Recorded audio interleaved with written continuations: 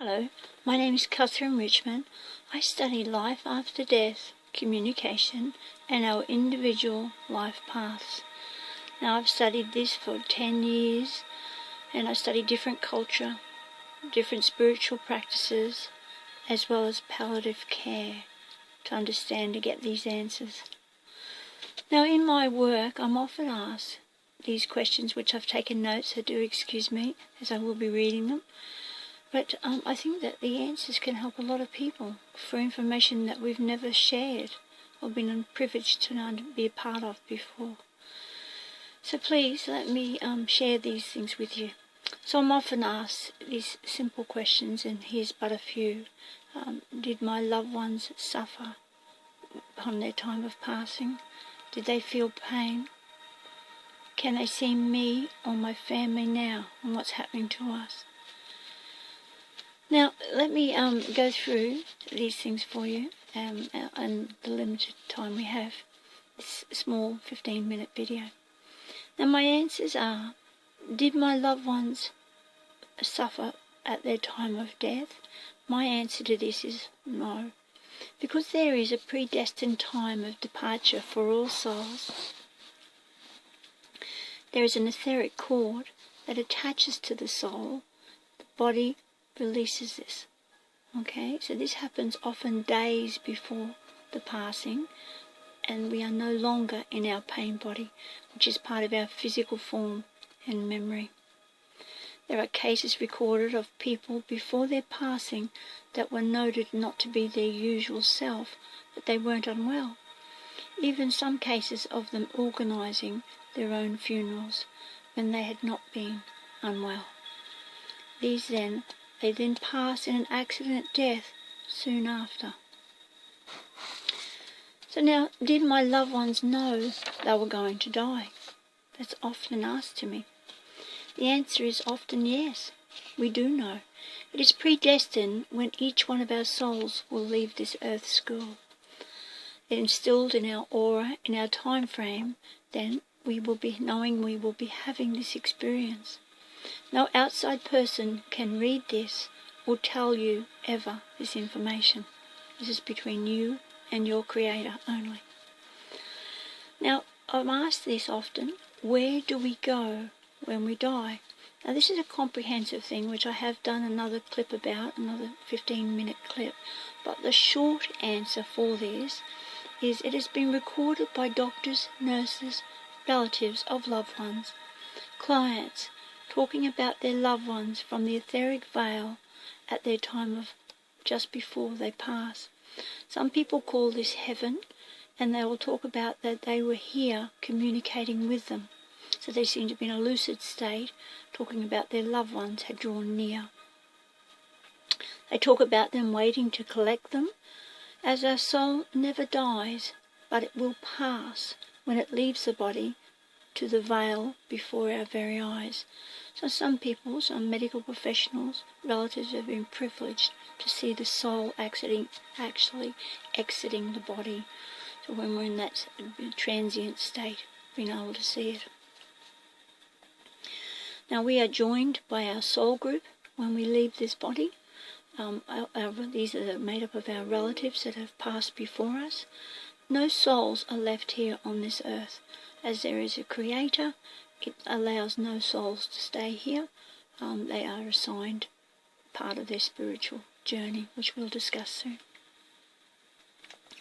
An aspect of each individual soul is returned to its Creator, whatever your perceptions are on that.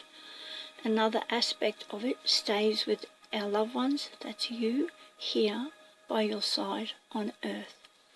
The final aspect of our soul returns for a new incarnation if it is needed for its spiritual development. Question I'm asked often is, do they forgive us for things that we have done or maybe or should have said to them? When our loved ones releases its soul from its earthly body, it returns to its pure form of unconditional love. Upon this release, the memory of the recent life contract with the other soul is remembered, including all of our karmic debt, all to other souls. The evolved soul now holds no malice or ill feelings towards anyone. We live our ego self here on earth and hold no perceptions of disharmony. We are just pure love. So the answer is they radiate love to you no matter what the situation was before they left this earth plane, and now they only want the best for you because they're understanding your true life's journey. The question I'm asked now is, was my loved one aware of myself and of others around their body at their time of passing over, or while they were in a coma state? The answer is definitely yes. It can be days before the dying that the soul starts to leave its physical form of its body, but it is still attached by the etheric cord. So it is like the soul floats above the body, now pain-free, observing every conversation and action that goes on. Now, is it possible that my loved one waited to see myself or another before they left their body? That's a commonly asked question for me. Absolutely yes. It has now been documented on medical records that after certain persons or people arrive in the presence of the person that was to depart this earth, that was dying, that the nearly departed person then take their last breath, knowing that they are there, often unconscious or in a coma state. They leave. Now, this is a hard one to discuss, but it is a common thing that occur daily. In the case of suicide, could I or anyone else have stopped their death? Sadly, the answer is no. There is no predestined time that each soul, there is a predestined time that each soul will have an experience. There is a much bigger picture to this life that we have ever been educated about. Everything is all set out for us with our group before we come into the entry into our incarnation. The soul that has left will return with you as part of your group, and we will have experiences to work on with our spiritual self, so they still stay with you in the etheric world. Did they know I love them even though I never told them? That is a really common thing that I'm asked. Absolutely yes. When our loved one leaves this earthly body, they access all our life's information. They are able to see our etheric bodies which surround them, our earth bodies. They can read and feel all our thoughts that we have wished upon them and wish we would have told them. As they are now returned to our true form of unconditional love, they radiate that back through the ethers to you, to us. A question is, how long is it okay to grieve when we lose a loved one? When we work on ourselves, understanding that Earth is a school for a soul to have an experience for exactly how long it has been allocated, we start to accept that our loved one's soul now must work on their own ascension. Like a university degree, the step for our loved one's soul is to be trained now to help us on earth on our ascension and training. They are now made aware of our life's contracts, of our book of life.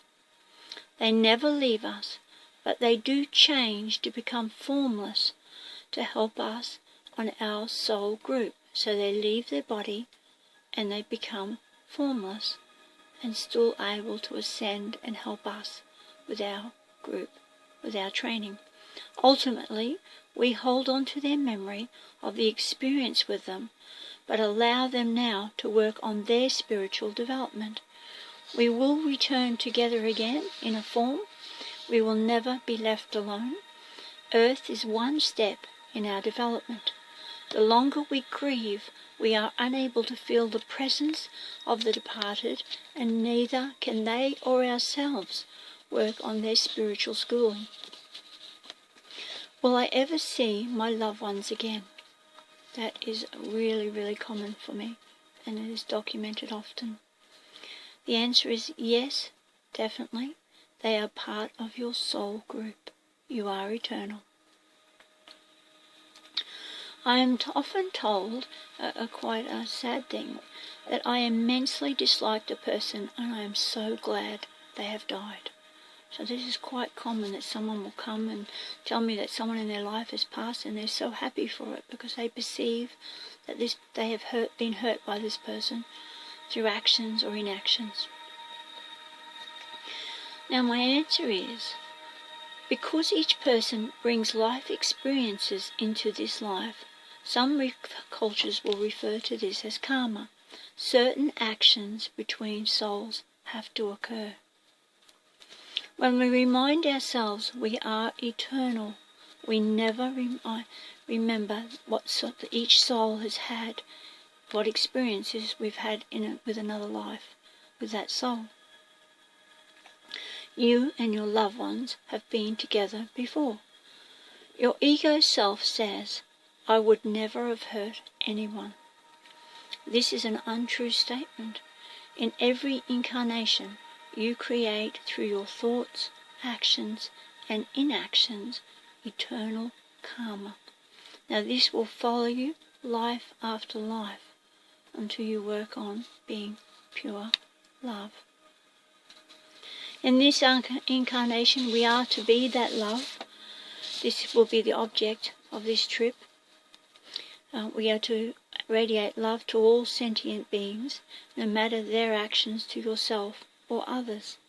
We are to be unconditional love with no judgment.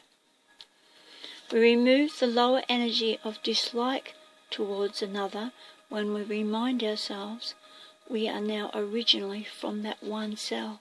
So we were interconnected always with that being that we perceived had hurt us. Now through sending prayers of love to all people and all situations, and understanding that everything is always divinely planned before our incarnation to this earth, it is all with our consent for our development. Now, this is a really, really interesting one. I am often met now, and I meet distraught mothers that say, I am the reason my baby never got born to this earth. I feel so guilty. And they carry that guilt forever, for their whole incarnation. My response is, until now, we have never been given any information about our spiritual life contracts. We have never been given this before. We do know that there is a creator, and with our negotiation and permission assigns all our life's experiences. So we do know that to be true, no matter what culture. The Earth is only one of the planets in the solar system that we can have a life experience on. Often souls have had experiences in many other galaxies. The energy of this Earth and this life now contract. This can be very hard, and often people lose faith in their creator. So in saying that, new souls can often only have a short time experience with a more experienced soul, i.e. the mother, now to feel the energies of this earth and what to expect with its longer contract should it choose to come in. The baby's soul never completely leaves the bond of the mother's soul. So the baby may choose to reincarnate again with the mother or evolve as part of the mother's spiritual team. Now, this is a question I'm asked. When we lose a baby or a young child, do they grow up in the spirit world? So the answer I have for you is, yes, the baby soul is formless, But depending on the relative's needs for comfort, the family's needs, it will appear to evolve to the age that it would have been left on the earth. So keeping in mind now the soul is formless and it appears to you as you need it. Okay, depending on your development, your understanding, your study, your learning, your culture. Now, why would loved ones who have died before I was born ever be around me or care about me? That's really, sadly, one that we talk about a lot with clients. This is because now they are part of your vast spiritual group. They are often assigned to be part of your spiritual team. You have your Creator on your team, plus your highly evolved beings who have never had an earth experience. Your loved ones are also with you, and they join you from the etheric veil now, which is right here. It's not far away, right here, right before your eyes.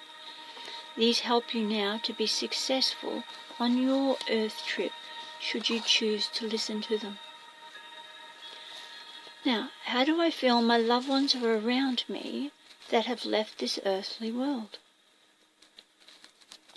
The soul never leaves our group. It is contactable at all times if we quieten our mind through meditation. If we ask the loved one to show us signs from the etheric veil that they are around us, they will do their best to oblige. They love you very much. They love you unconditionally and only want the best for your earth trip. Now I trust here the questions and answers that we've had raise an interest in for you to now look and work on your spiritual self. So in this earth trip, the object of this game is to be loved. You do not know who you are or who anyone else in your life is or have been with you before. We are being watched in this game we call life. Have faith now in your Creator, whoever you think that is. Meditate and pray for healing, for love, for everyone, for the earth, for the animals and each other. Thank you for listening.